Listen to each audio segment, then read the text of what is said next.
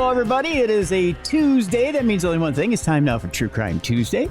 And I am your host, Tim Dennis. We're going to do things a little bit differently today, and I'll explain why in just a second. But first, I want to bring in my co-hostess today. That's right. I'm bringing in my co-hostess first today. Ladies and gentlemen, here she is. She's intelligent. She's witty. She's funny. She has not one, not two, not three, but 57 books out at the same time. And the reason for that, well, it's because her publisher can't count and they need material, I guess. I don't know. So they put it all on her shoulders. Binder of the Hindustan Times has said, please, no more, ma'am. I can't handle the fact that you're shattering our charts, and I have too much work as it is. But a very Merry Valentine's Day to you. I hope it was good for you. So, ladies and gentlemen, here she is, Jessica Freeburg. Jess, how are you? Hey, I'm great. Excellent. I was going to ask how you are, but I'll explain in a moment as to... That's coming up soon. Yeah, I'll explain in a moment as to why I may be a little less high energy than I normally am. Yeah. I spent the weekend in the hospital, not because of anything fun related on Valentine's Day, keep in mind. You didn't party too hard or get something strange stuck in an orifices? Well, is that the word? I had something strange stuck in an orifice, but it wasn't anything like that. Orifice, thank you. Yeah. No, I had a piece of steak stuck in my esophagus. This weekend. Yummy, but ouch. Yeah. That happened Friday night. I tried as much as I could to get it out, right? By Saturday. It didn't happen. I have a restricted esophagus, and I've known this for years. Okay. Mm-hmm. And so, and some people have great health insurance. I don't have great health insurance. So it's not something that you can, go in and get done. So before I get the email saying, well, just go get it, just go get it widened, Tim. Your health insurance may pay for that. Mine doesn't necessarily until it's a medical emergency. This weekend, I think, qualified for a medical emergency. Unfortunately. Right. So, and imagine having to tell the doctor this weekend, please don't nick my vocal cords. I use them for a living. When you go in for an endoscopy. Yeah. To which he said, no, we won't get anywhere close. But as you can tell, my throat's a little raw right now. Yeah, you can hear it for sure. Yeah. So I went in Saturday, and they do all kinds of fun little things to get that piece of meat out of your esophagus, including, well, if you've ever had it done before, they take and put some stuff in your IV to widen your esophagus, and they give you a little thing called Pop Rocks, which are not the fun Pop Rocks that are flavored. They basically introduce gases into your esophagus, which break down whatever substance is in your esophagus and then cause you to evacuate it very quickly. I'll say it very nicely, right? Which I did in a couple of shots. It came out, but then because I couldn't hold anything down afterwards, they wanted me to see the GI specialist in the morning. So I had to stay over until Sunday morning and have an endoscopy. So I had my endoscopy in the morning. So I spent all weekend in the hospital. And it was not fun. It wasn't a fun weekend for me. So yeah, not that I'm asking for pity or anything like that. Back working this week, which is I worked 2 days after my heart surgery. I'm back working after this too. So but it may not be as long a program as we normally do. I asked the specialist to please not nick my vocal cords, as I said before. And he said, well, what do you do for a living? I said, well, broadcasting and podcasting. He said, oh, okay. And he said, what do you do? All of a sudden he gets all interested before he goes to, shoot me up with propofol and put me under. And so I told him, and he's like, oh, that's really cool. He's like, oh, well, I won't nick your vocal cords. We don't get anywhere close. So, but he said, your throat may be a little raw for a day or two. Yeah. And he said, you may be a little, maybe he's listening. Yeah, maybe. I don't know. I gave him the show address. So he may check it out. Well, thanks, Doc. Yeah. Thanks for taking care of our buddy. Yeah, exactly. So thank you to the docs over at Mercy Hospital. So appreciate that. Yeah. So it's been a little rough. I haven't really slept well. I'll tell you that much. I was without all of my meds for about 48 hours, including pain meds, which was not good. And as most of you know, I'm a chronic pain patient. So yeah, it was a little bit of hell there for 48 hours. But we're back on track. So yeah. We're gonna power through. That's right. So we're gonna do a little rip from the headlines first, and then we'll do dumb crimes, stupid criminals, and we'll be off and running. So let's get to it, shall we, Jess? Oh, by the way, I should ask how was your Valentine's Day? Well, much better than yours. Okay. I was not in the hospital. I did have a house full of 15 and 16-year-old girls running around screaming, and it was my daughter's birthday party. She turns 16 tomorrow, so. Oh, really? Yeah, actually, when you all are listening to this, you can send good vibes to my daughter so she passes that driver's test, because we want to pass it on the first try. There you go. Well, happy birthday. Yeah, and may you have a very successful driver's test. She was all worried about you when I told her you weren't feeling well. So she said to tell you she's praying that you feel better. Oh, well, thank you very much. Tell her thank you so much. And well, tell her, okay, now I know you would never approve this, but tell her to remember this when she's driving. Remember to hold up that middle finger a lot to people. Because she's learned that from my mother quite well. Okay, yeah, because Minnesota drivers are assholes. I'll throw that out there right away. So, and my children learned to swear from my mother, from riding in the car with my mother. That's a lot of aggression. Well, I don't blame your mom. There's I don't know when it happened. I've had this talk with many a family member, but I think it was probably 15, 20 years ago when the tide turned in Minnesota driving. And it went from being Minnesota nice to Minnesota everybody better look out because I'm on the road. It's true. And I just tell myself, though, I assume everyone's trying to do the best that they can under their circumstances. And so they must really have something urgent they need to get to. Oh, bless your heart, Jess. No, it's just people. Somebody's dying. It's critical, Tim, I tell myself. So I'm not mad at them. Nah, it's just people have gotten selfish. That's all it is. It's just all it is. Nothing can be that important. I mean, that a little common courtesy, you know. You might have someone having a baby in the back seat. See, this is what I tell myself. Clearly, there's a pregnant woman. The baby's crowning. It's coming out. It's happening right. They're rushing to get to the hospital. So everybody has a baby in the back seat? Is that what it is? That's what I tell myself. That's how I get through the day when I have to drive into the city, Tim. It's not just. Don't ruin it for me. It's not just the city, Jess. It's the suburbs, too. I'm finding it everywhere.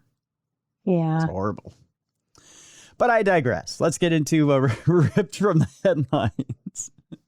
Or I'll get on this traffic rant for half an hour. I will. And people say, well, you think it's just here, Tim. I mean, you know, Chicago and New York and LA and no, folks. If you haven't had the privilege of driving in Minneapolis, you have not. I mean, because for the size of the city, it's not. I mean, and even the suburbs, there's no way it should be like this. I did say when my daughter went to California for college and she was in San Diego, I'm like, I was a little nervous about the traffic. And then we took her there for her visit. And I was like, oh, this isn't as bad as Minneapolis. You'll be fine. Right. No, there's, and I've driven in New York quite a bit. And New York traffic isn't anything like this. To me, it just doesn't seem like it. But, because it's, at least in New York, they still observe traffic rules. Basic traffic rules. Oh, gosh. We're in the upside down here in Minneapolis. It has felt that way for a little bit. Yeah. Like the left lane is not the passing lane. It isn't. It's the cruising lane. Right? Oh, no, that's so frustrating. I agree. Yeah. That's just one. But sometimes I am in a hurry. Sometimes I have someone in the backseat having a baby and I got to get places. Right. Like, get out of the fast lane. You're going so slow. And there's a state law now. You can't do that.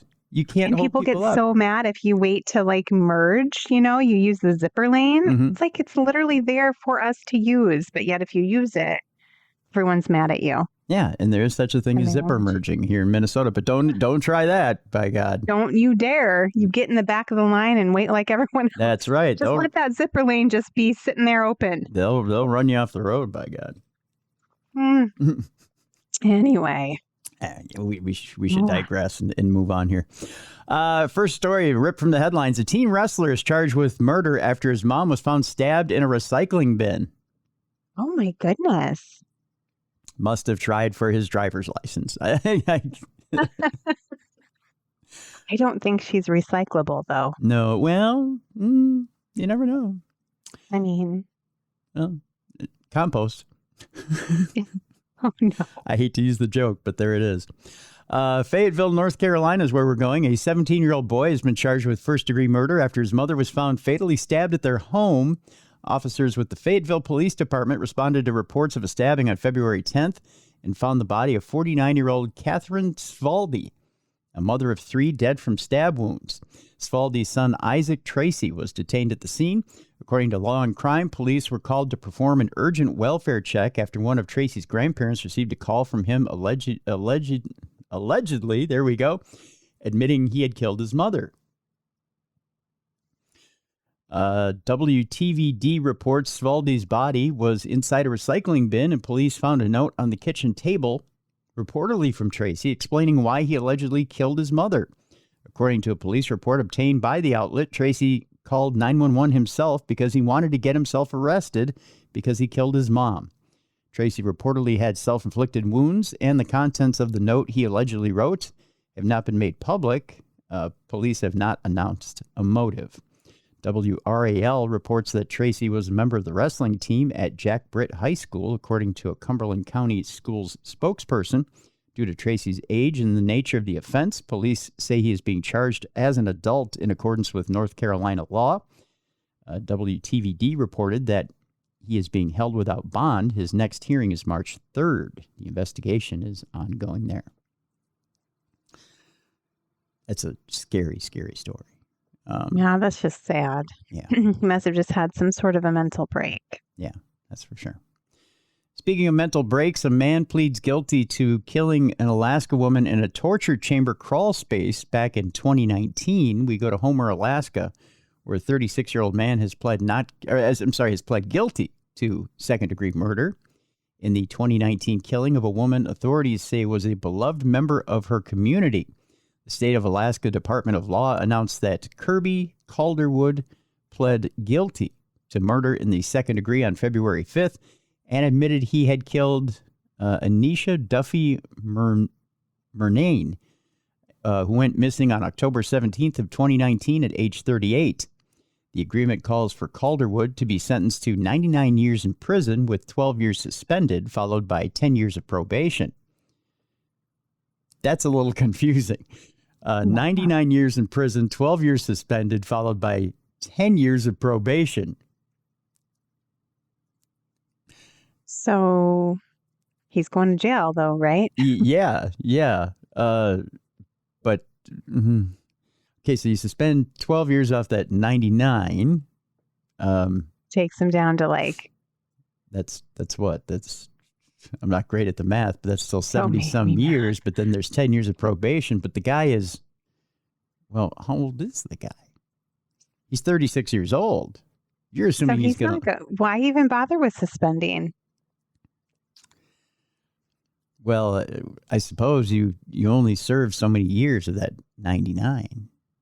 And then you're eligible for parole, probably. So Right. that maybe brings him down a little bit to when he can be eligible for parole, I suppose. Right. Yeah.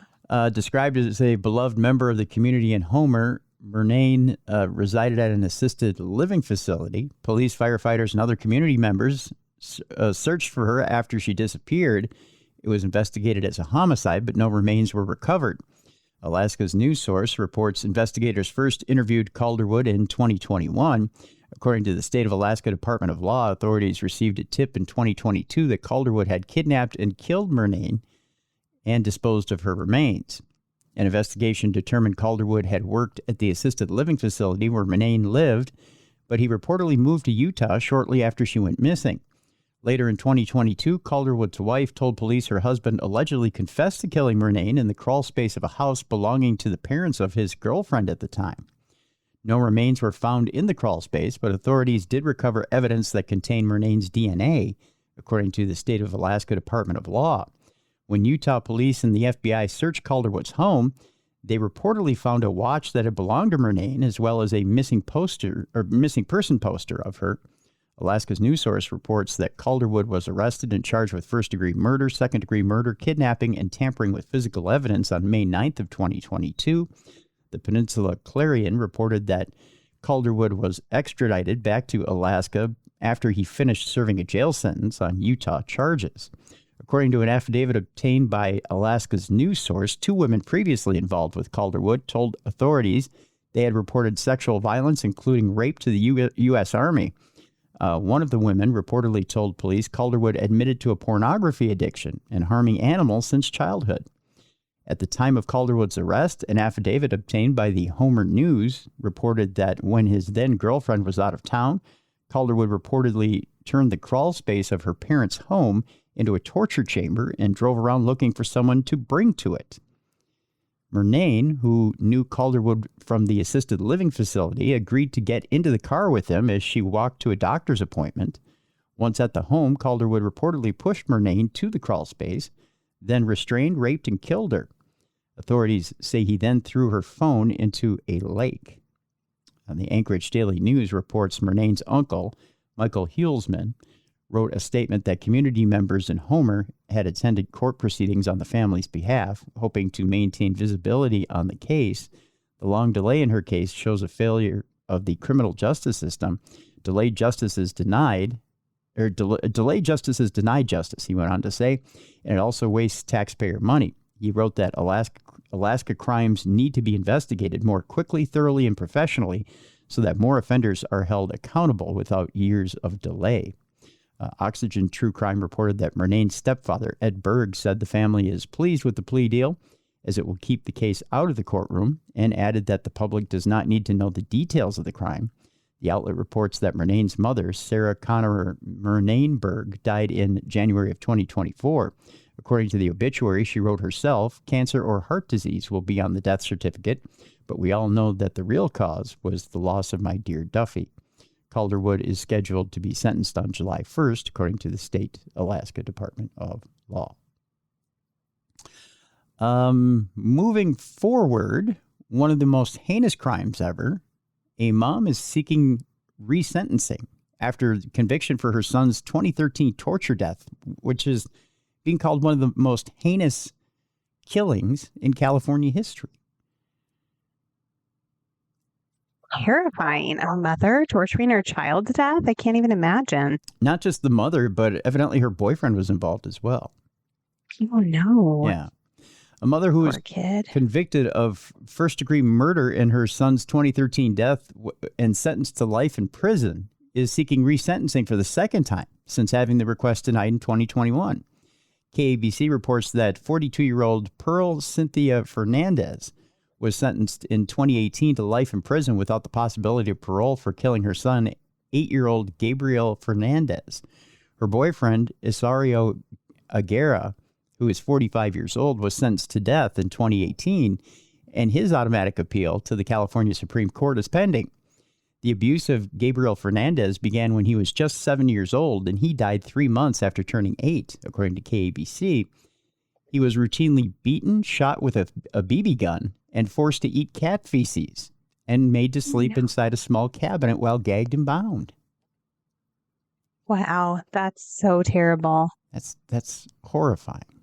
So I feel like the punishment for the mom and the boyfriend should be the same. Yeah, why would you resentence? Why would you go back on what you were sentenced for? Prosecutors say Aguera tortured the child because he thought he was gay. How would you even know at 7 years old? And why would you care? Yeah, and you're right, Jess. Why would you even care? Yeah, why would you even care? A press release from 2018 announcing Fernandez's guilty plea states the child also suffered injuries, including a fractured skull, 12 broken ribs, and burns. In 2021, Fernandez filed a petition for resentencing, but it was denied by Los Angeles County Superior Court Judge George G. Lamelli, who said Fernandez was a major participant in the murder of a child victim. It has been established by her own admission during her guilty plea that the murder was intentional and involved the infliction of torture over a period of several months. According to Law and Crime, Deputy District Attorney Jonathan Hatami said at the 2021 resentencing hearing, clearly Pearl was involved in that child abuse, starving Gabriel, keeping him in the box for 8 months, not taking him for medical aid, pepper spraying him in the face, and hitting him with a baseball bat.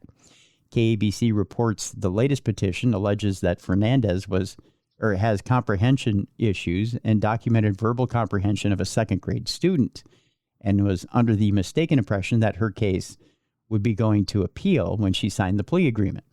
Atami said he would fight to make sure that resentencing does not happen, and said Fernandez committed one of the most heinous crimes ever in Los Angeles County against an innocent little child, KABC reported. A hearing has been set for March 30th in Fernandez's latest petition. I don't care if she claims she has a first grade reading aptitude. You have a lawyer. Exactly. You have representation. They went to law school. It doesn't matter. And you're a horrible, horrible, horrible human. So. Right. And you realize what you were doing at the time you were doing it. I mean, you were competent. So, you do what you do, you pay the price. That's essentially the way it goes down. I don't know why you think you're going to get away with something like that, but it is what it is, right? Yep. Another heinous crime, an aspiring rapper is charged in connection with a 2021 acid attack on a college student.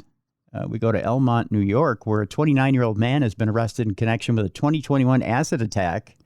We're not talking about the kind you pop orally. We're talking about actual acid on a college student at her home.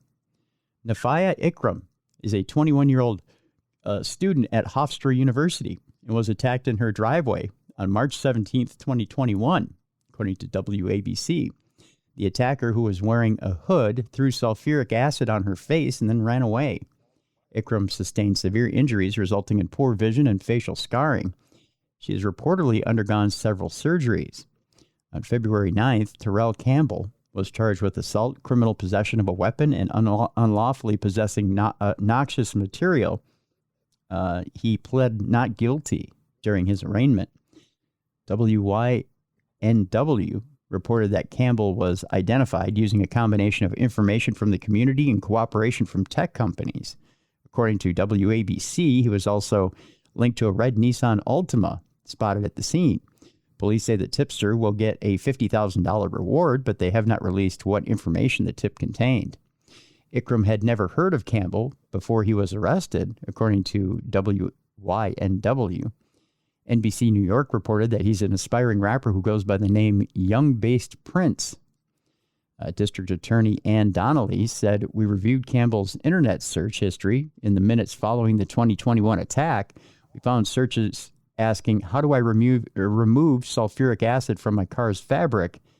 And 2 years after he ambushed Nafaya and left her screaming in pain on her front lawn, he actually produced and uploaded a music video to YouTube boasting about throwing acid in a woman's face, as unbelievable as that may seem."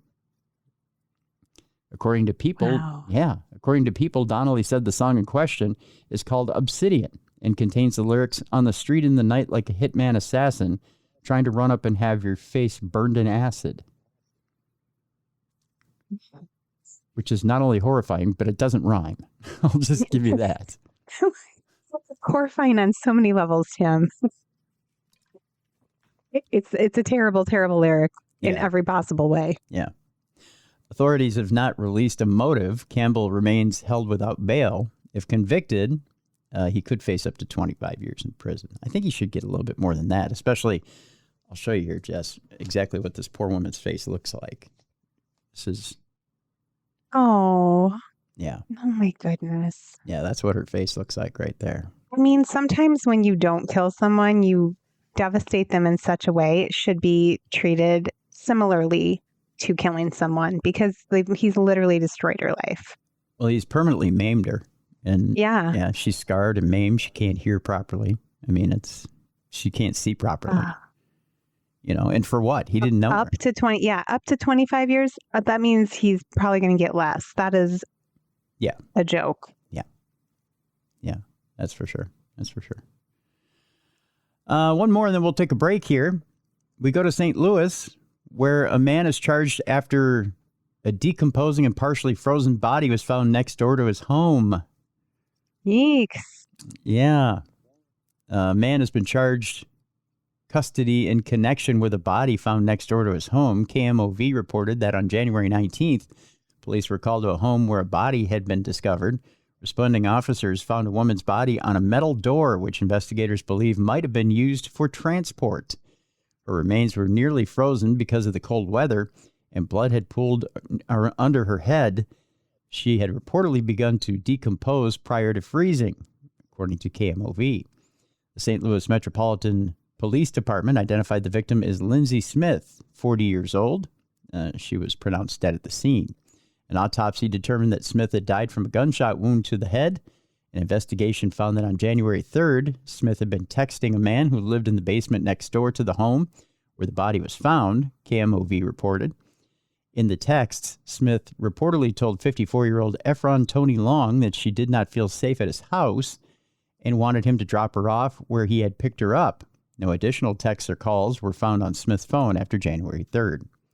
Investigators interviewed a witness who reportedly heard a woman and man arguing in Long's basement apartment, followed by a single gunshot a few days before Smith's body was found. Outside the home, investigators found blood spatter on the entryway and on the railing leading down to his door. On January 23rd, Long allegedly attempted to flee in a vehicle while being surveilled by investigators. He allegedly ran a red light and violated several traffic laws during the chase. Police reportedly used spike strips to stop him, and he was taken into custody and charged with one count of first-degree murder, armed criminal action, and resisting arrest. Long allegedly told authorities he had never seen Smith before. KMOV reported he allegedly changed his story after being shown evidence. Of course he did. Long remains held on bond. His next court appearance is yet to be scheduled. All right, when we come back, an Arizona man is sentenced to life in prison after killing a pizza shop colleague over his fixation on a female coworker.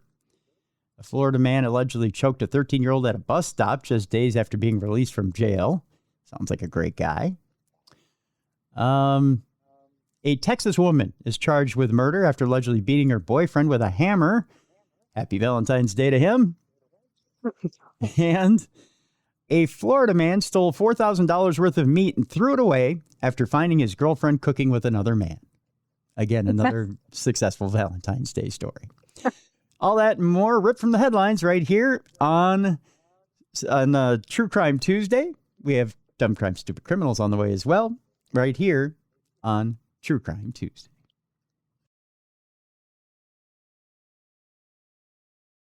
Welcome back to the best in true crime podcasting. This is True Crime Tuesday. I'm your host, Tim Dennis. Along with me, my co-host, Jessica Freeburg. And Jess, the strange only gets stranger today on Rip from the Headlines. We're about to get into some strange stories here. I mean, not that... Well, you know, we're close to the holiday. That's all the weird things come out around the holidays, right? That's right. That's right. We'll start it off with an Arizona man who was sentenced to life for killing a pizza shop colleague over a fixation on a female coworker. It's that time of year, I guess, right? He did it all for love, Tim. I guess so. We go to Mesa, Arizona, where a man is convicted of first-degree murder in the death of his colleague and will spend the rest of his life in prison. Tyler McGuire, who's all of 31 years old, was sentenced January 27th for the fatal shooting of Dizo Segui, who was then 22 years old, on December 11th of 2023. Court documents obtained by KSAZ say McGuire was found guilty by a jury on November 18th of 2025 and was given a sentence of natural life in prison. According to authorities, McGuire became fixated by a female employee in 2022 when he was a pizza shop supervisor. He reportedly confronted Segee because he believed he was pursuing the same woman. McGuire purchased a mask and gun and tracked Segee's address, prosecutors said. On December 11th of 2023, McGuire shot Segee multiple times as he sat in his car in front of the apartment complex where he lived. He was booked into jail a few days later and after being linked to the case based on multiple eyewitness accounts.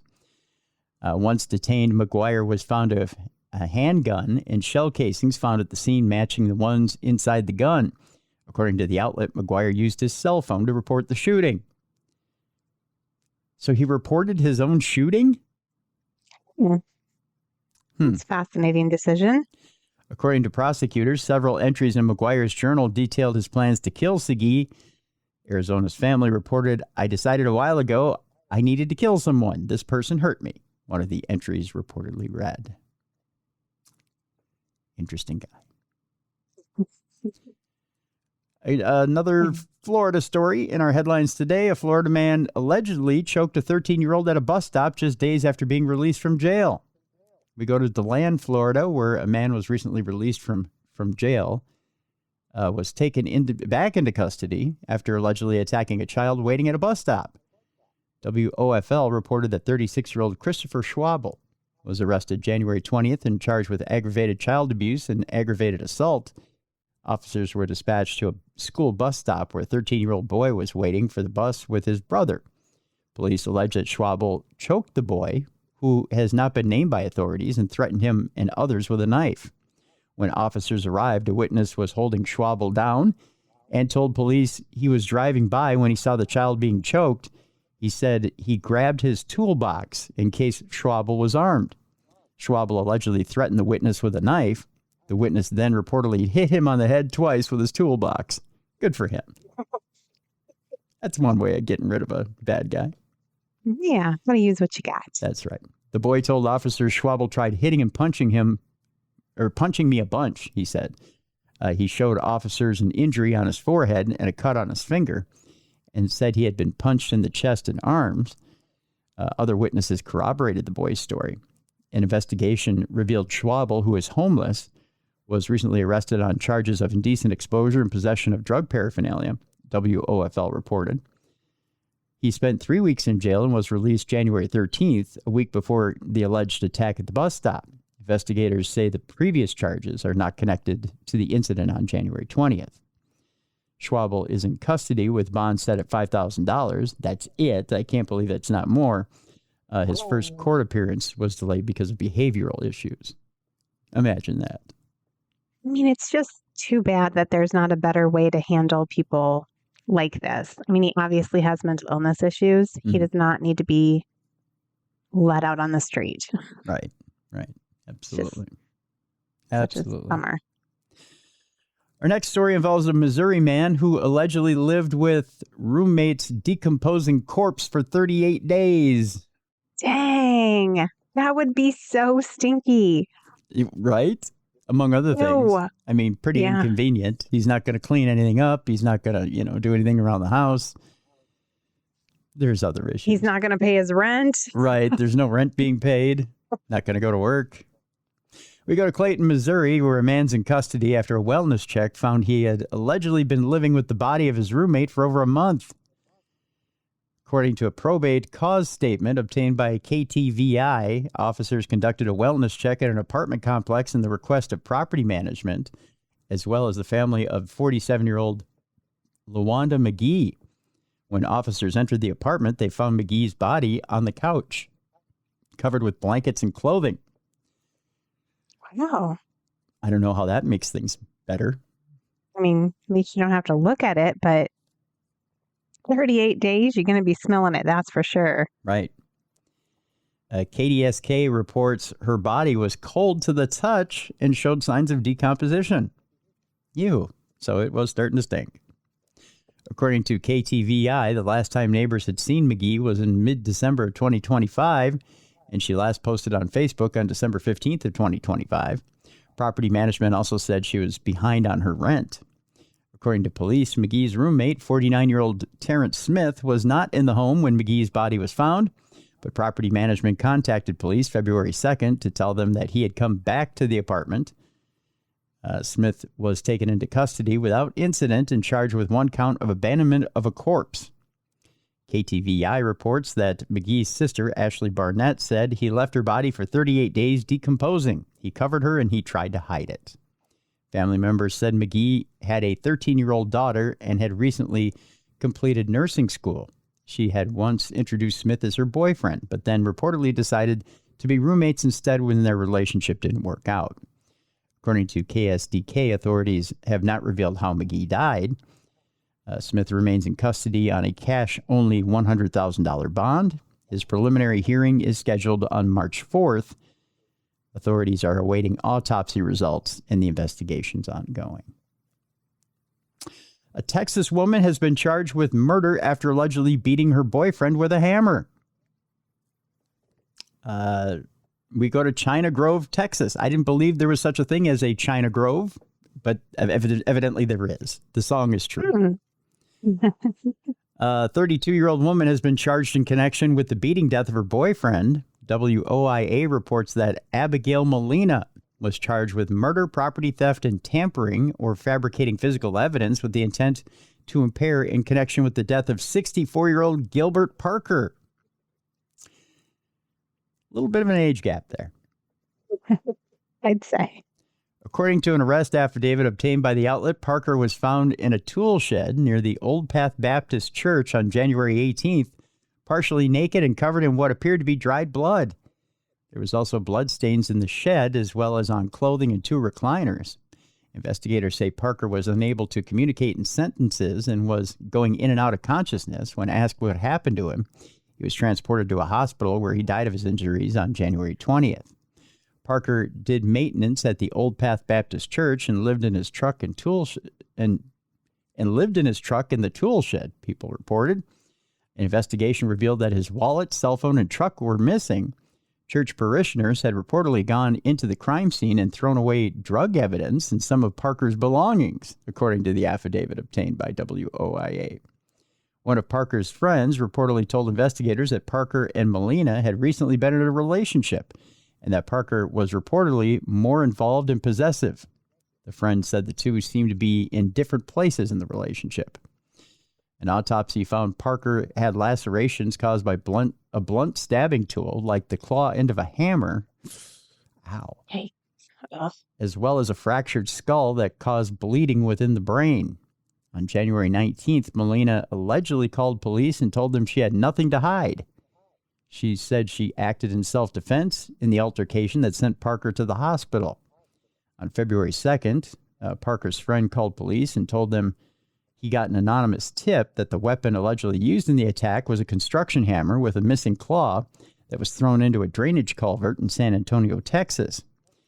The hammer was reportedly found near Molina's home, and the missing claw was consistent with the lacerations on Parker's head. Molina's ex-boyfriend told police he talked to her on January 15th, and she allegedly told him, "I effed up." The ex-boyfriend told police Molina said Parker hit her, and she allegedly blacked out and hit him repeatedly with the hammer while he cried and asked for help. According to WOIA, Molina allegedly admitted to him that she washed blood from her clothing. The ex-boyfriend says he broke up with Molina after she allegedly assaulted him. WOIA reports Molina allegedly took Parker's truck to get washed and detailed. She attempted to sand and paint it herself before selling it to a Houston, Texas-based Cars for Cash business for $300. Wow, she was going to paint it? She sanded it? That's a lot of work. Especially for $300. Yes. During interviews with authorities, Molina allegedly appeared overly nervous and gave vague answers about her relationship with Parker. And when she had last seen him, she allegedly would not let investigators look at her cell phone. Molina was charged February 5th and booked into the Bexar County Jail, according to People magazine. Fascinating that she claimed she blacked out while he was crying and pleading for her to stop, because you wouldn't know that he was crying and pleading for you to stop if you were actually blacked out. Right. You wouldn't know that was happening. Right. You'd have no idea. Kind of the nature of being blacked out is you don't remember anything. So Right. Yeah, I think she Girl. was fully into it. Yeah. Next story, 3 frat brothers are charged after their pledge dies of alcohol poisoning. We go to Flagstaff, Arizona, where 3 members of a fraternity at Northern Arizona University have been charged with hazing and taken into custody following the death of a new member. On January 31st, around 9 a.m., police responded to a report of an 18-year-old man found unresponsive in a home. According to the Flagstaff Police Department, he was not breathing, and though life-saving measures were attempted, he was pronounced dead at the scene. Detectives executed a search warrant at the residence and interviewed witnesses who had been there throughout the night. The Associated Press reports that the student, whose name was not released, was a new member or pledge of the Delta Tau Delta fraternity. He had reportedly consumed a large amount of vodka as part of an initiation event where, with other potential members, in which a bottle was passed around. They had to drink enough to ensure that they vomited. Witnesses told police some other people looked up alcohol poisoning symptoms online after hearing the 18-year-old snoring loudly around 3 a.m. Carter Eslick, Ryan Creech, and Riley Cass, all 20 years old and executive board members of the Delta Tau Delta fraternity, were charged with hazing and booked into jail. According to People magazine, hazing is described as the act in which a person is forced to consume food or liquid, including alcohol or other substances, which may cause a substantial risk to their health. The AP reports that Jack Kremen, who is the fraternity CEO, said, "Our position on hazing is clear. It is the antithesis of brotherhood and a violation of the values of Delta Tau Delta. The Northern Arizona University chapter of the fraternity has been suspended temporarily while the school conducts its own investigation," according to the outlet. That investigation, by the way, is ongoing. Okay, and finally, for this edition of Ripped from the Headlines, a Florida man steals $4,000 worth of meat and then throws it away after finding his girlfriend is cooking with another man. There's a reaction. It's a choice, right? We go to Palm Coast, Florida. A man who allegedly stole thousands of dollars in meat from 2 supermarkets after throwing most of it away after he found his girlfriend cooking with another man. WPTV reports that the Flagler County Sheriff's Office arrested Giannis O. Alvarez Reina, who is 30 years old. He was charged with felony retail theft and taken into custody on a $5,000 bond. The thefts reportedly occurred January 5th at 2 different Publix grocery stores, according to WPTV, and Reina was connected to them weeks later through surveillance footage and investigative leads. Reina allegedly took $1,574.86 worth of beef and lamb from one store and went to a second store 20 minutes later where he allegedly took $2,084 worth of pork, sirloin, brisket, tenderloin, and personal care items. Once he was identified, Reina told detectives that he allegedly took the meat. He drove to his girlfriend's house where he saw that she was cooking with another man, according to WPTV. This prompted him to throw away the meat. But of course, because why would you keep the meat after you've seen her cooking with another man? He was so mad, Tim. He just had to throw the meat away. That is the most bizarre thing I've ever heard. I mean, at the end of the day, I'm glad that's all he did. Right. I mean, he got jealous and went, well, I have to throw it away. I'm throwing the meat away, I tell you. I'll do it. This was for you. I did this all for you, but you know what? Never more. The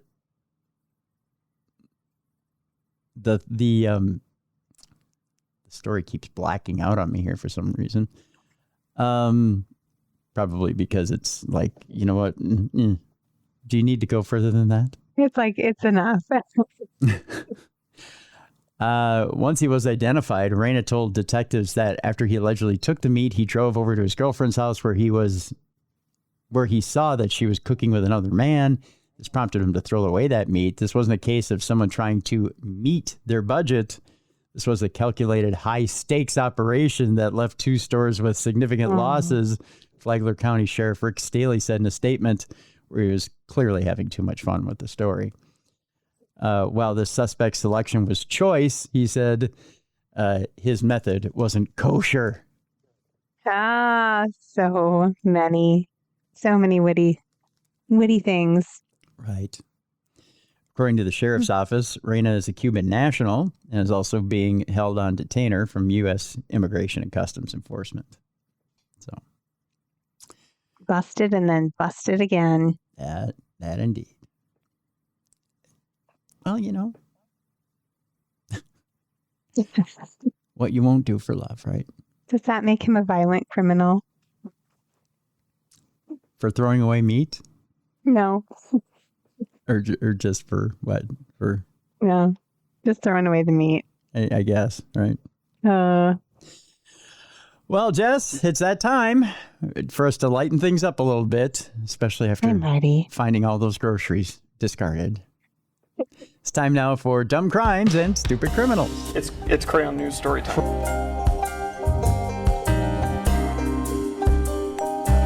What happened with this dude, Christ Bearer? I heard he cut his penis off and then jumped off a balcony. Suspect pulls gun from butt, shoots twice at Denver police. What is your emergency? I need help. And what's the problem? I'm too high. You're too high? Yeah. It's that time again, the time you've all been looking forward to. It's time now for Dumb Crimes and Stupid Criminals. And with that, of course, we bring back our co-hostess, Jessica Freeburg. Jess, we're going to start off Dumb Crimes, Stupid Criminals today with the classic tale of you just can't stay away when something's too good, even if you're a fugitive from justice. We're going to start Nothing's keeping you away. That's right. We're going to start it off at the Winter Olympics. Oh. Right? I mean, I've been watching those. A lot of people have. But it turns out that a Slovak fugitive who had been on the run for 16 years finally got arrested when he turned up in Milan to support his national ice hockey team at the Milan Cortina Winter Olympics. You think he would have known better. The 44-year-old man, who was not named, was wanted by Italian authorities for a series of thefts committed in 2010. The Carabinieri, Italy's, yes, I can read. Italy's military police. I can belt out Carabinieri, but I can't get Italy out. Italy's military police managed to track down and arrest the man Wednesday after he checked into a campsite on the outskirts of Milan, thanks to an automatic alert from the campsite's reception. The man was taken in Milan's San Vittore prison to serve a pending sentence of 11 months and 7 days, according to the Carabinieri. The man, who did not manage to see the opening game in which Slovakia's hockey team beat Finland 4-1 at Milan's Santa Giulia Arena on Wednesday, I guess wouldn't get to follow his team throughout the Olympics, which is sad, really. I mean, he that's a bummer. Took that big risk, and big risk it, no biscuit for that guy. Yeah, big risk didn't pay off. That's right. For our next story, we go to Kansas, where, again, kind of a creepy age difference on this deal. A Kansas man is accused of shooting at Seattle police officers. That's not unusual. What's unusual is how old this man is and why he did it. The 62-year-old Kansas man was reportedly following his 18-year-old ex-wife. No. Yes. When she called police on Thursday night in Seattle's Ballard neighborhood. A 62-year-old Kansas man was accused of shooting at 3 Seattle police officers in Ballard on Thursday night, according to the King County Prosecuting Attorney's Office. The call originated when his 18-year-old ex-wife said he was following her. You think? Christopher Michael Bowman is charged with first and second degree assault. He remains hospitalized in critical condition after officers returned gunfire. I'm guessing they were better shots than he was, and shot him on February 12th. Happy Valentine's Day to you, sir. His bail is set at $3 million. Bowman's extensive criminal history consists of out-of-state incidents, including felony convictions for rape, attempted aggravated robbery, and kidnapping.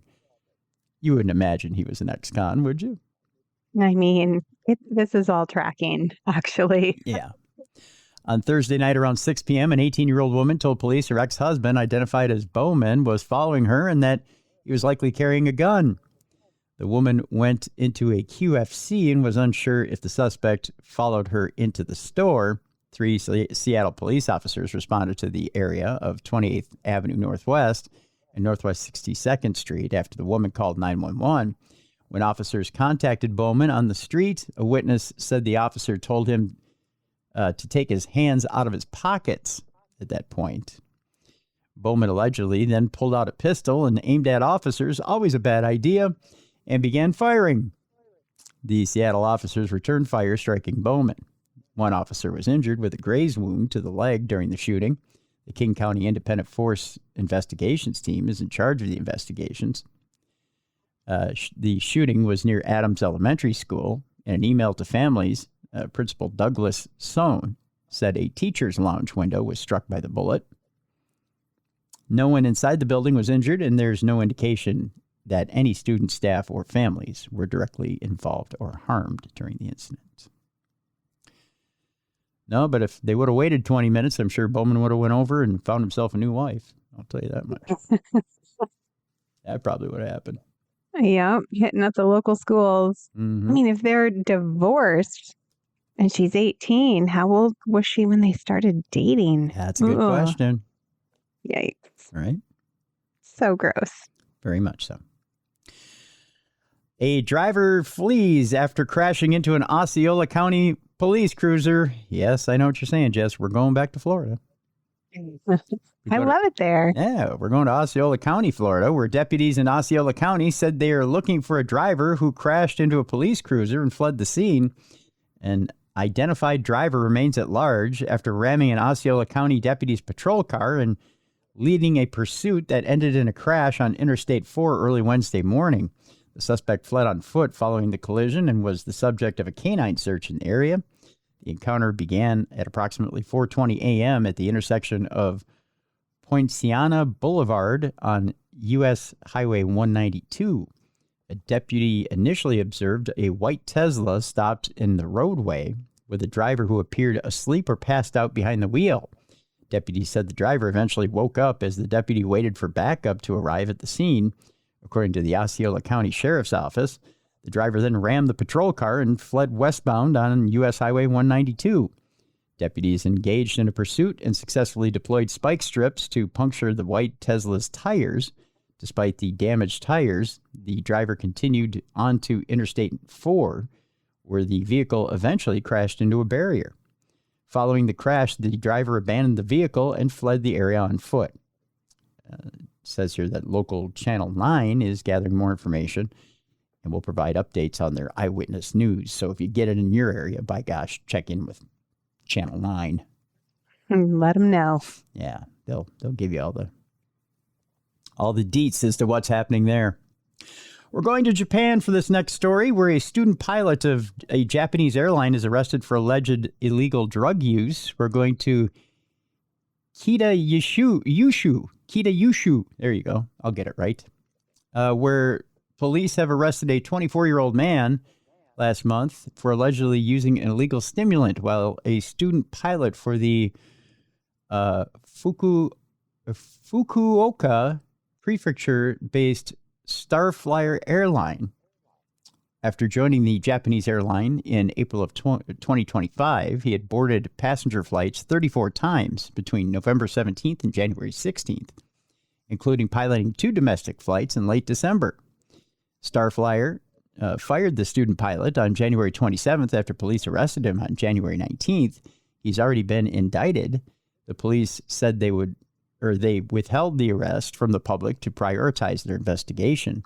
According to the airline, instructors detected nothing out of the ordinary when they checked the student pilot's physical appearance, and breathalyzer tests had shown no abnormalities. We would like to apologize deeply, a company official said, adding that the airline would redouble its efforts to ensure safe and secure transport operations. The airline reported the matter to the Transport Ministry on January 19th. Starflyer, based in Kitayushu, Fukuoka Prefecture, operates many code-share flights with All Nippon Airways. So, there you go. An interesting story out of Truckee. All right, the Truckee Safeway. A driver is arrested. A driver arrested accused of intentionally hitting a group of people outside the Truckee Safeway. Yikes. With his truck? That's kind of terrifying. It is terrifying. A man was arrested Saturday afternoon after police say he intentionally drove into a group of people outside a Truckee grocery store. Truckee police officers were called to the Safeway on Donner Pass Road. I wonder what they have to eat there on Donner Pass Road.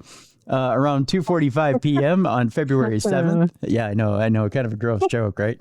Just people. Just people. It's all people. It's people meat. Around 2:45 p.m. on February 7th, for reports of a vehicle hitting multiple pedestrians. Investigators say 49-year-old Jonathan Maurer of Coalinga drove into a group of people that included both adults and children, injuring 4 people. According to a GoFundMe page, the group included members of a youth baseball team called the Tahoe Titans. They weren't that big if they got run right over, I'll tell you that much. I know, it's a bad joke. They weren't really Titans if they could be smushed by a truck. That's right. The team was selling beef jerky outside the store to raise money for an upcoming trip to Cooperstown when the suspect allegedly drove through their display and tore into the store. God. I don't think they're going to Cooperstown anytime soon. Yeah, that's a bummer. Yeah. Plans have been changed. That's right. Maurer was taken into custody and booked into a local jail on several charges, including assault with a deadly weapon, felony vandalism, and violation of his post-release community supervision terms. Police say all 4 people who were hurt are expected to survive. Well, that's good. Good. I'm glad to hear that. That's right. Kind of an odd story here for dumb crime, stupid criminals. But this is a story where justice didn't get done. At least in my opinion. A Maine high school has suspended 19 students who stood up to an alleged bully targeting an autistic student. So they got in trouble for that? They should get rewarded. They got suspended. Wow. Yeah. Let's get the details on this, shall we? 19 Maine high school students were suspended after they took matters into their own hands on Thursday morning and confronted a student they believed was bullying an autistic student. This according to the school superintendent. In a letter to families following the incident, Oxford Hills High School Superintendent Heather Manchester said the students were suspended for coming together as a disruptive and potentially dangerous group to respond to a rumored incident of violence in the bus loop. This according to WGME. But parents claim the students were sticking up for a fellow student with autism and verbally confronted the alleged bully without resorting to violence. It comes after panic at another high school where 30 students were assessed after a terrifying incident. The mass suspension kicked off a disagreement between parents and school officials who gave contradicting statements over the severity of the alleged bullying incident and the response from the group of concerned students. Principal Paul Bickford, in a letter to parents, said the students' actions created an intimidating and threatening environment. He also called the alleged bullying incident nothing but a rumor and said the 19 students should not have attempted to take matters into their own hands. Veronica McKinney, mother of one Oxford Hills student who was not a part of the suspended group, maintained that the group was nonviolent. They kept their hands off. They used their words, she told WGME. School officials investigated a report that alleged a student had kicked another student with autism at the bus stop on Wednesday while he was showing a snowball to his friends. Several students witnessed the incident while waiting for their bus. one of whom went looking for the alleged bully at school the following day with the intent of asking why he had bullied someone. One of the suspended students told the Advertiser-Democrat. Other students began to follow, eventually forming a crowd around the alleged bully. Only one person in the group spoke to the student accused of kicking the autistic student, that according to the suspended student. When school staff noticed the crowd, they intervened and removed the alleged bully from the middle. Administrators identified the students that had gathered and began notifying their parents.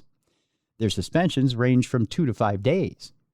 The story quickly caught attention among school parents on social media, many of whom defended their children's presence in the crowd and condemned the school's decision to suspend them.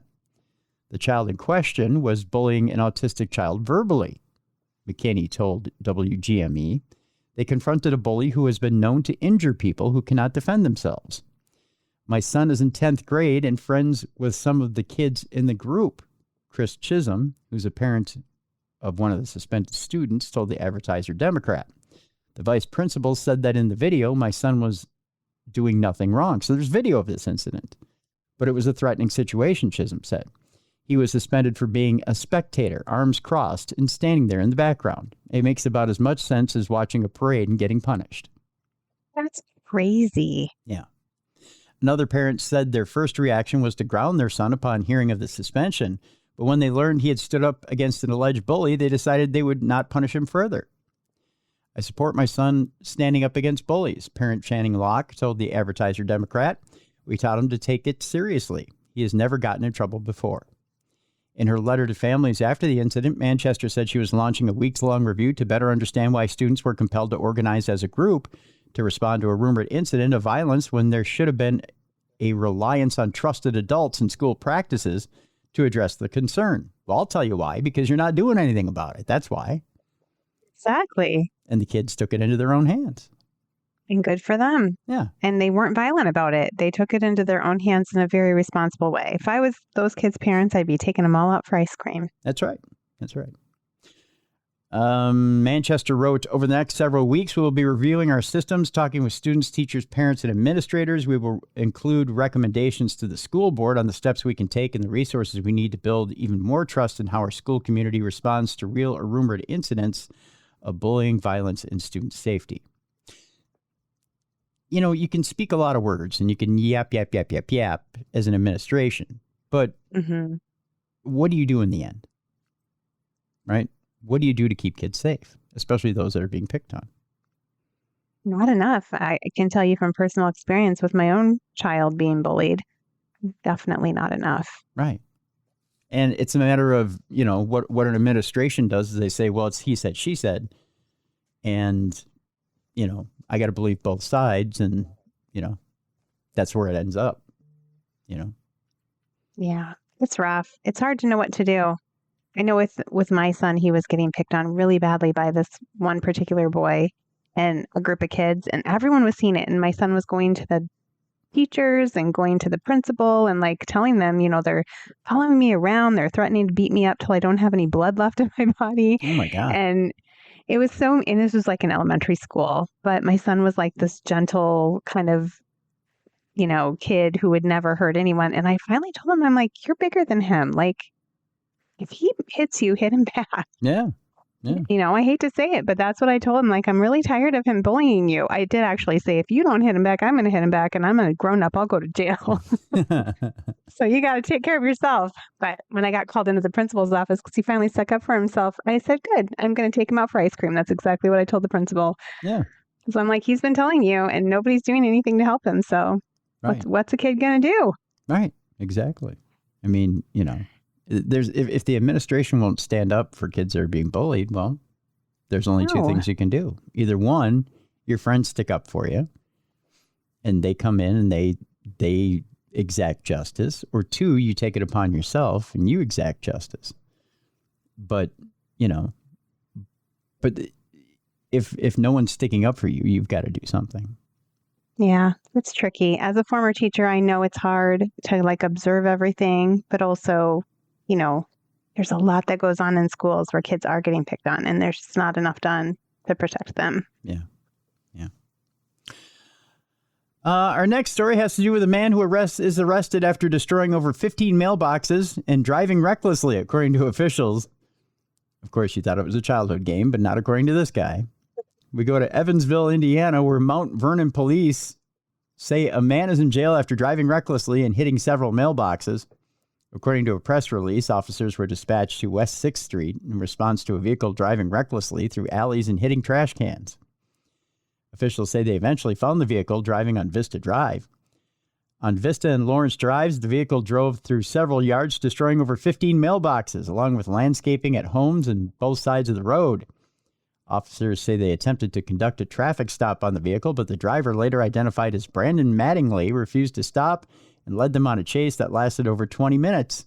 They say during the chase, the vehicle lost a rear tire but continued fleeing from officers and deputies. I know, he's full of piss and vinegar, isn't he? It's like a movie. It is. Mattingly eventually drove to the end of Curtis Road, where he drove through two closed gates on private property. Officers were able to eventually get the vehicle stopped by boxing in the vehicle. Mattingly was taken into custody and refused to submit to alcohol tests. One MVPD officer and one Posey County Sheriff's Office deputy were injured, and 3 police vehicles were damaged during the incident. Mattingly was arrested and booked at the Posey County Jail. He faces the following charges: criminal recklessness with a deadly weapon ×2, resisting law enforcement causing bodily injury, resisting law enforcement with a vehicle ×2, operating while intoxicated with endangerment, leaving the scene of an accident, reckless driving causing property damage, criminal mischief, and operating while intoxicated. One homeowner that this paper I'm looking at spoke to says Mattingly destroyed many items in her yard. Not only my mailbox, but some decor that I had out front, says Barbara Mosley. Now I have to get somebody to come and fix it for me. Gosh darn it. She says she found out early in the morning with a police note on her door. I had a letter from the police officer. When my grandson got to get on the school bus, he laid it in the kitchen. So I thought it was his homework. The grandson, that is. I opened it up and it was a letter from the police department saying that stuff got destroyed, Mosley said. Police say the chase ended when law enforcement boxed in his SUV. When was the last time the police left you a note saying that stuff got destroyed? Sounds kind of Mayberry-ish, right? It does, yeah. Andy Griffith show. Officials with the Mount Vernon Police Department say luckily officers had only minor injuries during the melee. Then getting him out of the vehicle, an officer and a deputy both sustained cuts to their hands. Justin Rutledge, the chief of police for the Mount Vernon Police Department, said they're okay. Luckily, he didn't require stitches or anything like that. Rutledge says he's proud of the response made by his officers. I want the citizens, Mount Vernon and Posey County, to know that the officers did a fantastic job. They took the call seriously, got in there quickly, and safely pursued the subject. That property damaging fool. Police say if you've damaged property or if you have damaged property, you can reach out to the Mount Vernon Police Department for next steps. I don't know if they have a handyman on staff that comes out and fixes your stuff, but that could be part of it. Maybe. I mean, they're a quaint enough place. They're leaving notes for people from the police. Maybe they have a handyman on staff who goes out and just fixes everything right up. Maybe. It could be I don't want to say a damageless crime because there was damage done, but maybe it's a self-solving crime. Yeah. And then they all go fishing together afterwards. That's right, down at the fishing hole. I'm moving there. I like it. Yeah, it sounds nice, doesn't it? Well, our next story involves a frosting fury, Jess. A frosting fury is a man is accused of throwing a cupcake at a Cape Coral City employee. I don't know why they just didn't open their mouth and catch it. We go to Cape Coral, Florida, where a political feud has led to a projectile food flinging at 4 Mile Ecological Preserve in Cape Coral after a man was arrested for launching a cupcake at a city employee. The incident occurred on January 15th when a City of Cape Coral employee reported a man had thrown a cupcake at him after a verbal dispute about politics. The alleged thrower, I know, it's just stupid, isn't it? The alleged thrower, 59-year-old David Sternal, was found at a nearby gazebo with frosting on his person, claiming the city employee threw the cupcake at him. Cape Coral police responded to the incident and conducted an interview with Sternal. According to police, his speech and behavior were disorganized, prompting a Baker Act investigation. Sternal confirmed with law enforcement that he is aware of his surroundings and did not have any intent to harm himself or others. The city employee chose not to press charges against Sternal. However, at the request of a Parks and Rec supervisor, he was formally trespassed from the preserve before leaving the area without further incident. Sternal was taken into custody where he faces the following charges: criminal mischief for damage to property over $1,000. What was damaged over $1,000 for the cupcake? How big was that cupcake? I don't know. And a weapon offense for a missile into a dwelling. The cupcake is officially a weapon. It's a missile. That's crazy. Mm-hmm. By the way, he remains inside the Lee County Jail. I'm making an example out of him, I guess. I guess. Don't waste cupcakes. That's Damn right. it. If you thought that was a fun story, I've got another one for you. Again, in Florida, a Florida couple is arrested after a pickleball game turned into an ugly 20-person brawl at a glitzy country club. What, over pickleball? That's supposed to be all, calm and elderly, right? The only thing that happens there is a knee injury. Yeah. Yeah, not this time. Police arrested a couple in Florida after a game of pickleball allegedly descended into a massive brawl involving more than 20 people. Good God.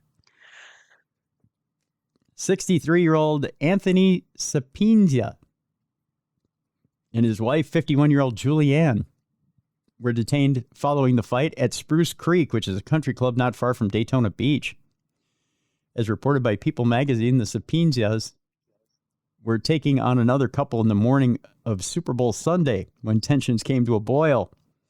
Before long, both police officers and fire and rescue were called to the country club in response to a physical fight in progress on the pickleball court involving over 20 individuals. According to the police affidavit, the teams hurled insults at each other, with Anthony Sapienza accused of yelling, "Your wife is a cunt." I probably should have put this in not safe for work, but, that's kind of a fun word to throw out there. Yeah. After he was confronted by the woman's husband, Sapienza then approached him and punched him on the left side of his face and struck him with a pickleball paddle, causing significant bleeding, police allege.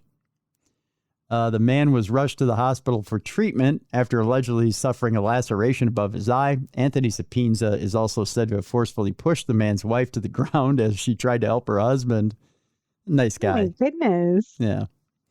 He called her a bad name and then he physically touched her, assaulted her. And he assaulted her, right? Oh, and he's in his 60s. He's definitely old enough to know better. Mm-hmm. All's fair in love and pickleball. The man was rushed to the hospital for treatment after allegedly suffering a laceration above his eye. Anthony Sapienza is also said to have forcefully... Oh, I read that part already. Another individual, age 70, claimed to have tried to break up the brawl, only to be punched in the face by Anthony Sapienza. He's on a roll. Their nose reportedly began to bleed profusely. Police were called, but according to the affidavit, Anthony and Julianne Sapienza fled the scene before being tracked down and arrested. It said the pickleball first became heated when Anthony Sapienza accused their opponents of going into the kitchen, which is an area at the front of the court where players are banned from volleying the ball.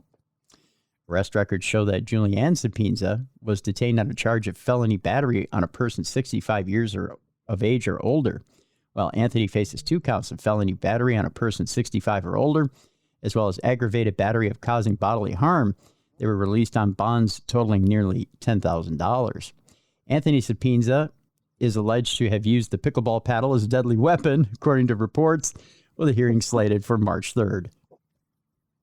Well, it's less ridiculous than the cupcake being a missile. Right. Right, you are. Oh, it's so funny. Everyone in that story was just as I would expect, elderly. But I shouldn't say it's an elderly sport because my kids play it. They love it.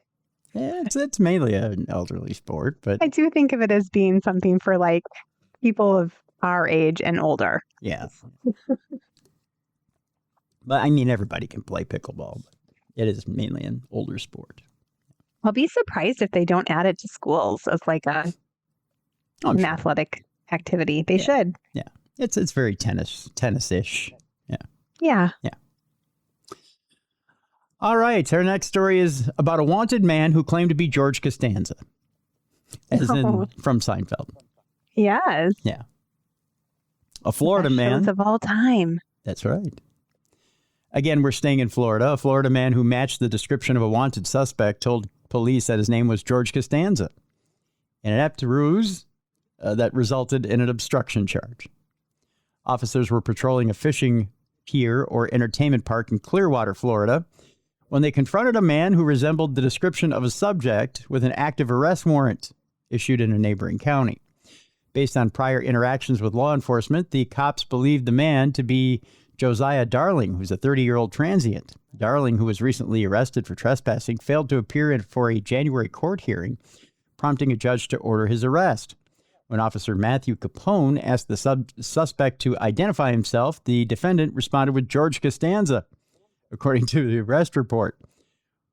When adopting the name of a Seinfeld character, of course, one might consider a lesser-known figure like Kenny Bania or David Puddy. I mean, those would be better, right? Yeah. Right. People wouldn't know it right away, but You wouldn't think. unless they're super fans. That's right. That's right. Subsequent to providing police with the Costanza handle, Darling was positively identified via facial recognition. In addition to being arrested on the outstanding trespass warrant, Darling was charged with resisting an officer and booked into the Pinellas County Jail. Darling this morning pleaded no contest to the misdemeanor resisting count and was ordered to pay fines and court costs totaling about $550. He would have had little defense to the Costanza count beyond George's classic contention that it's not a lie if you believe it. That's all we have on that one. Truth. All right, it's time now for our Not Safe for Work part of our program. Of course, if you have kids that are sitting around and not watching Seinfeld, maybe put them in front of Seinfeld at this point. Although not that particular episode where they have the masturbation contest. That would be the... They're going to learn bad things either way, but that's true. they'll be funny kids. They'll be well-rounded. And if your boss is listening, maybe put them in front of the masturbation episode. That would probably be a good idea. And we'll get going here in 5, 4, 3, 2, 1. We talked Winter Olympics earlier. It turns out there's a bit of a controversy, Jess, as the Italian Olympic Village has taken part, Italian Olympic coverage is taking part in Penisgate 2. Penisgate? That's right. I didn't even know there was a Penisgate 1. Evidently there is, but this is the second one. Okay. As they've taken the Vitruvian Man's genitals away. How do you do that? Well, you just erase it off TV. Oh. State broadcasters in Italy are accused of censorship over the opening titles that used altered versions of Leonardo da Vinci's Vitruvian Man with his organs removed. So they've taken away his twig and berries. Oh, they just want to keep it family friendly. They don't want everyone seeing his junk. I guess. Although, why be proud now? Especially in Italy, I guess. I know. He's a work of art. That's right. Italy's state broadcaster Rai has been accused of censorship after using an image of Leonardo da Vinci's Vitruvian Man with the genitals missing in the opening credits for its Winter Olympics coverage. The image of the 500-year-old drawing appears at the start of the clip before transforming into the bodies of ice skaters, skiers, and other winter sports athletes. The imperfection was first picked up by Corriere della Sera, which asked, "What happened to the Vitruvian Man's genitals?" The newspaper noted that all the other attributes of the Vitruvian Man's body appeared to have been faithfully reproduced, except for that one detail, which appeared to have been redacted. Backlash from the Italian opposition, which often accuses Giorgia Meloni's far-right government of dominating the public broadcaster, was swift. Deputies from the center-left Democratic Party have raised questions over the matter in Parliament, urging the culture minister, Alessandro Giuli, to shed full light on the use of the image of Leonardo da Vinci's Vitruvian Man in the Olympics opening credit broadcast by Rai. The politicians want to know if Rai was formally authorized to reproduce the Renaissance artist's drawing which they described as an absolute masterpiece, and whether the permission for the image's alteration was granted by the custodians of the original works. Irene Manzi, the Democratic Party group leader of the Culture Committee in the lower house of Parliament, said Leonardo's Vitruvian Man was tampered with and censored, censored with the genitals from the original works removed, an incomprehensible and unacceptable choice. Did Rye really go so far as to alter a Leonardo? Manzi asked. Rye said the accusation of censorship was another spurious controversy improperly targeting the public broadcaster and dismissed it as yet another fake news story. In a statement, the broadcaster said the management and production of the opening credit was entrusted to the Olympic Broadcasting Services, not to Rye, which limited itself to broadcasting the official opening credit without any possibility of intervention or modification. The debacle comes amid protests from Rye sports journalists in response to blunders made by the network's sports director, Paolo Petrecca, throughout his commentary on the opening ceremony of the Milano Cortina Winter Olympics. Petrecca mistook the Italian actor Matilda De Angelis for Mariah Carey. Whoops. The journalists union, Usagrai, said reporters for news programs across the network's channels would on Friday remove their bylines from their work in a show of solidarity with their sports colleagues. The Vitruvian Man row is the second genital-based controversy of the Games. So far, claims that ski jumpers were injecting hyaluronic acid into their private parts to increase the surface areas of their suits became known as Penisgate. So that was the first Penisgate. I do remember hearing that. Yeah. Oh, so goodness, the things they'll do to win. This would be Penisgate number 2. I hope there's a number 3. What are they going to do next with the penises? I don't know, but, it's become an exciting Olympics nonetheless. Right. Our next story, not safe for work, has to do with why people are hanging illegal toilet seats off the coast of Florida. Maybe because it's that kind of state. Decorative, like out of trees? Can't wait to hear. I'll show you a picture, but I don't think it's that decorative. Putting up toilet seats violates the law, according to deputies.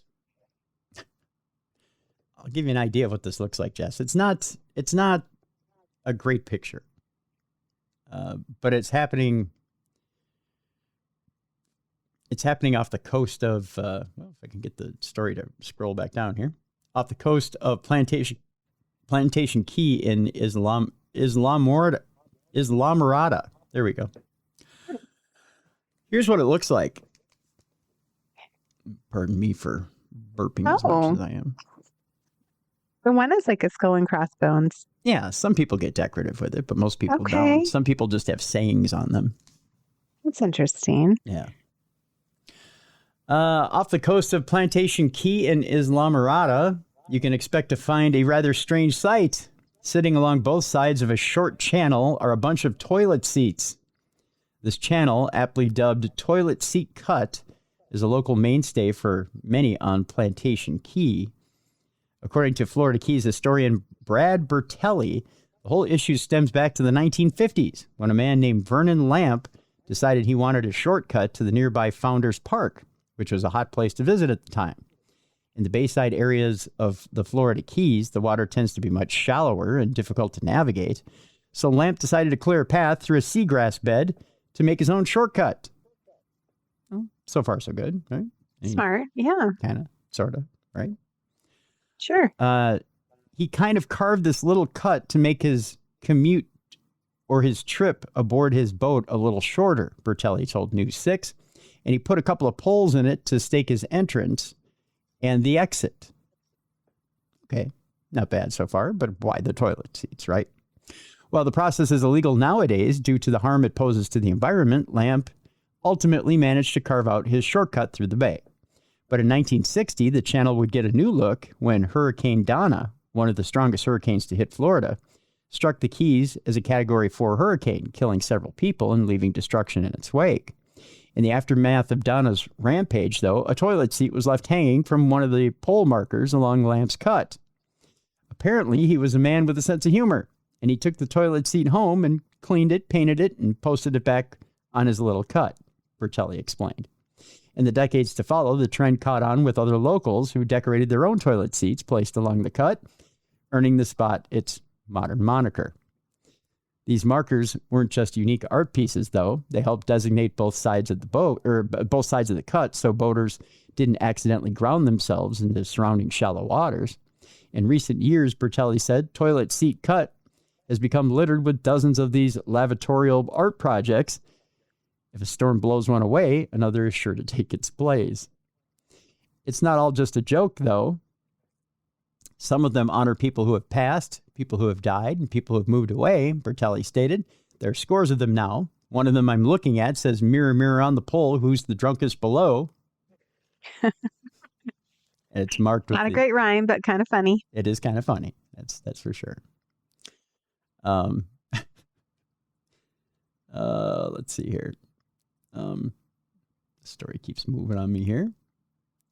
I kind of like it. I think they should keep them. I think so too.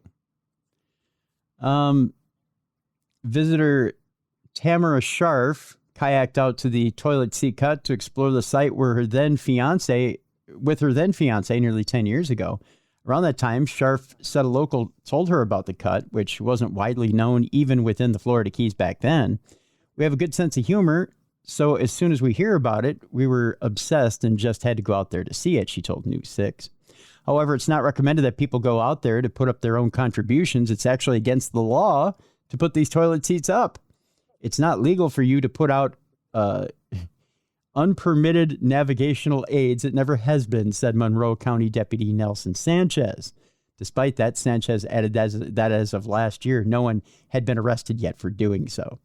They do it very stealthily, and quite frankly, it has to be Coast Guard or somebody else to enforce the navigational aid that's done improperly, Sanchez explained. Either way, toilet seat cut is open to the public, so there are plenty of opportunities to take a look for yourself. While a boat might make the journey easier than a kayak or canoe, just be careful about the shallow bay waters nearby. Toilet seat cut. Illegal, yet fun. Kind of adorable. Kind of adorable. Here's something that's not adorable, Jess, but in our not safe for work nonetheless. An ex-Army colonel in our last story of the day, an ex-Army colonel at MacDill shared classified battle plans to woo women. Oh. I don't know how hot that makes you, but it does nothing for me. You think I'm sexy? Wait till you see my battle My plans. large battle plans. They're huge. They're huge. They span a large table, if you know what I mean.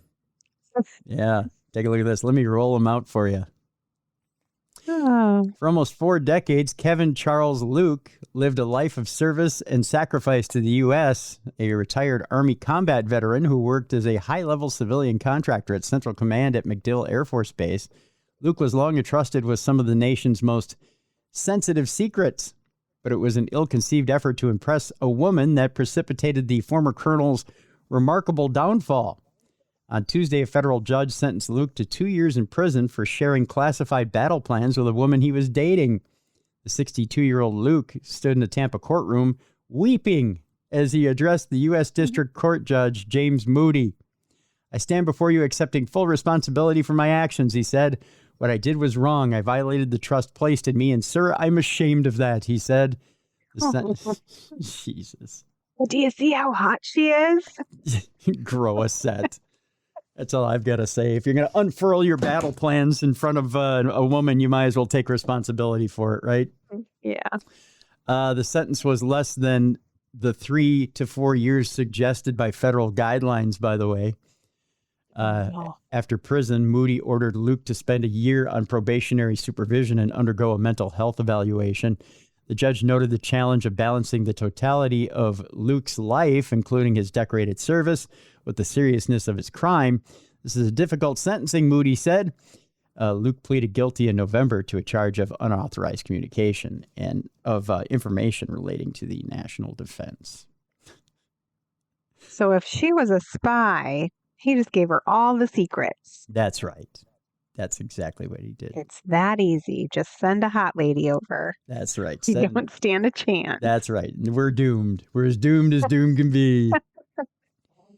Got all the secrets that way, right?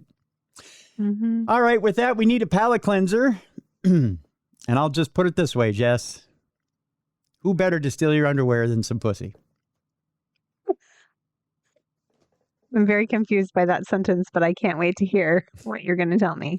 We're going to New Zealand, where a serial underwear thief at a New Zealand school was identified as a cat.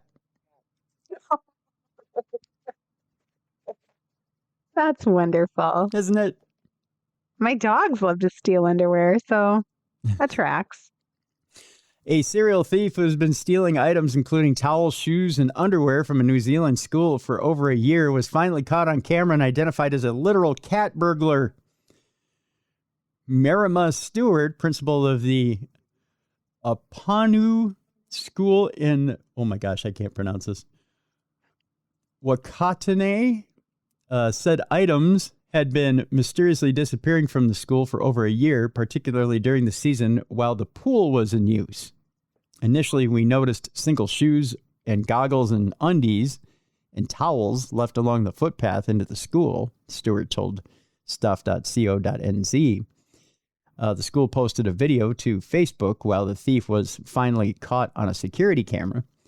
The footage shows a black cat dragging a large towel across the playground. When a pair of togs or swimming trunks and a towel went missing, my office lady checked the cameras for our wee offender, and he was witnessed, and a large trash was found at the back of the PE shed, Stewart said. She said the school's groundskeeper made contact with the cat's owner, who confirmed that their pet was a notorious thief. Can we say his owner wishes that he remain anonymous? We're calling him Slinky Malinky, Stewart said. Slinky Malinky. Naughty little cat. She said the thefts are a learning opportunity. I think we're going to have a lot of fun writing stories about our school's Slinky Malinky, she said, and it might help our kids to remember to put their things in their bag. That's right.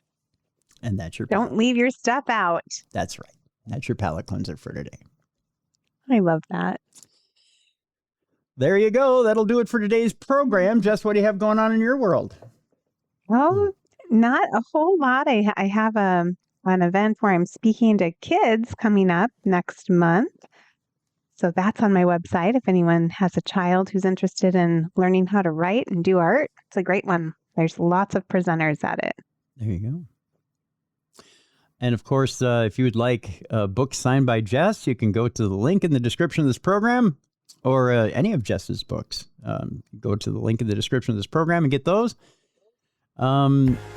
If you'd like True Crime Tuesday swag, it's available right now in the Darkness Radio Show shop, darknessradioshow.com. There's the link to that as well in the description of this program. Coming up tomorrow, Supernatural News. And later in the week, we're going to be exploring a book that combines supernatural with a little bit of romance as we follow up Valentine's Day. And end the weekend with a little bit of romance. A little love. A little love. So there you go. All right, that'll do it for this week, folks. Thank you so much for continuing to not only listen to, but watch this program on video. If you're not doing so, by the way, it's on YouTube, the original Darkness Radio, or just go to darknessradioshow.com and watch both the video and the audio right there in the same place when you click on the show that you're looking for. So for Jessica Freeburg, I'm Tim Dennis. Thank you so much for continuing to watch and listen to the best in true crime podcasting. This is True Crime Tuesday.